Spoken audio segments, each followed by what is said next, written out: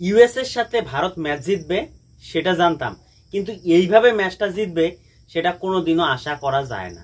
কারণ আমি গত ভিডিওতে বলেছিলাম যে ইউএস এর কিন্তু একদম পুরা হালকাতে নিলে চলবে না, তাকে কিন্তু বড় বড় টিমের মতো কিন্তু পুরা পজিটিভ মাইন্ডে নিতে হবে। আর সেটা না নিলে কিন্তু এই যে আজকের ম্যাচের মতো কিন্তু এরকম টানা ছ্যাঁচড়ার মতো করে জিতা লাগবো। কারণ এই যে জয় ভারতের, এই জয়টা ভারতের যে কন্ডিশন আছে, ভারতের যে দলের একটা হেভি ওয়েট আছে, সেই হিসাবে কিন্তু এইটা কিন্তু জয় না।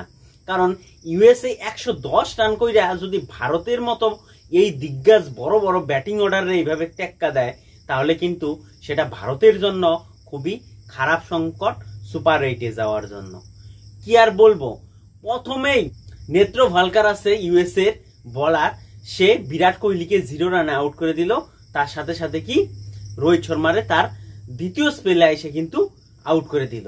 মানে তার যে বোলিং অ্যাপ্রোচ, বোলিং ইসে দেখে একদম মনটা কিন্তু একদম ধন্য হয়ে গেছে। কিন্তু ভারতীয় বোলার যে অর্শদীপ সিং, সে কিন্তু আজকে দুর্দান্ত বল করছে। সে 9 রান দিয়ে 4 উইকেট নিছে 4 ওভারে।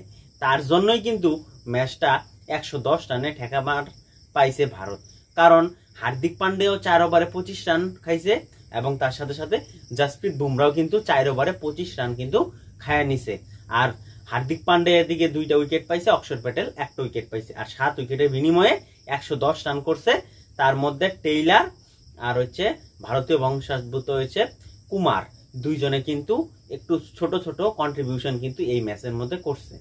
কিন্তু দ্বিতীয় ইনিংসে যখন ভারত ব্যাটিং করতে নামে, মানে একদম এই ম্যাচটা যে এই লাস্ট ওভার পর্যন্ত যে যাব একদম আশা করা যায় না। মানে আর কি কব, এই ম্যাচটা এই পর্যন্ত নিয়ে যাওয়া মানে এটাকে ভারতের হারই বলা যায়।